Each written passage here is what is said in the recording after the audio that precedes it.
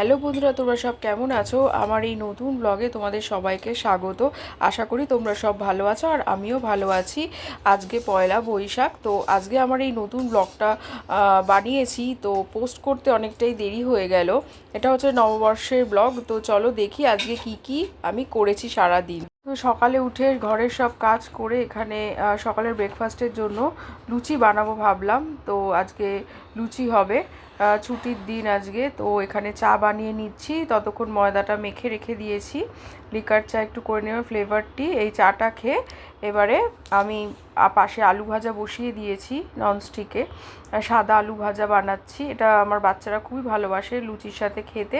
তেল গরম করে এখানে এক এক করে লুচিগুলো ভেজে নিচ্ছি। তো লুচি আলু ভাজা কিন্তু অকেশনালি বেশ বেশ ভালো লাগে। আর পয়লা বৈশাখ নববর্ষের দিন তো স্পেশাল, এটার মানে বানাতেই হবে এরকম একটা ব্যাপার। তো এখানে লুচি আলু ভাজা দিয়ে দিলাম বাচ্চাদেরকে, আমিও এখানে খেয়ে নিচ্ছি। তার আগে চা খেয়েছি এখানে। তো খুব মজা করে সবাই মিলে বসে, কারণ আজকে কোনো তাড়াহুড়ো নেই, স্কুল নেই, অফিস ছুটি। এখানে আমি ফিরনি বানাবো বলে, তো দাদা বলল যে আমি আজকে বানাবো ফিরনিটা। তো ভালো ফিরনি বানায় বা পায়েস বানায়।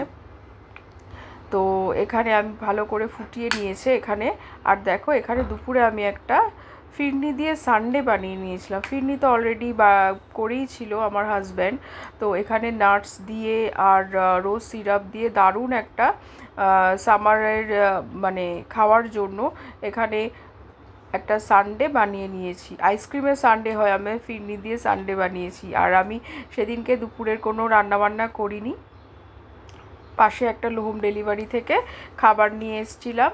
তো এখানে দেখো সব কিছুই দিয়েছে, ডাল, আলু ভাজা, মাছের ঝোল, আর এখানে আছে শুক্তোটা দারুণ বানায়, মাছের ঝোলটাও দারুণ লাগে। তো সানডে করে দুপুরবেলাটা না এখানে আমরা এখান থেকে খাবার নিই, কারণ বেশ ভালো রান্না হয় আর আমার একদিন একটা বেলা রেস্টও হয়। তো এখানে চাটনিও দিয়ে দিয়েছে।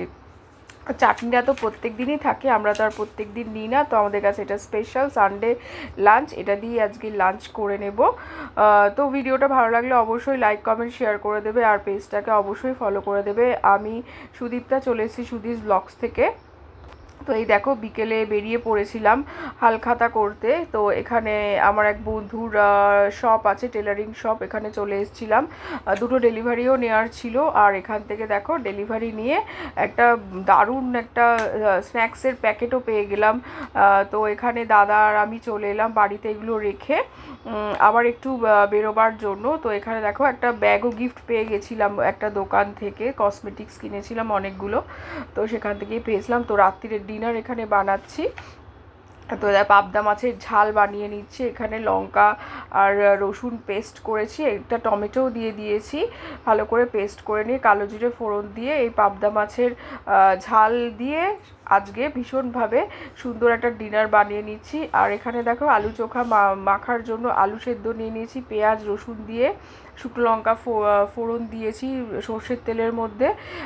তো এখানে একটা আলু চোখা অল্প করেই আলু সেদ্ধ করেছিলাম, এগুলো দিয়ে ভেজে নিচ্ছি আলু চোখাটা মাখবো বলে।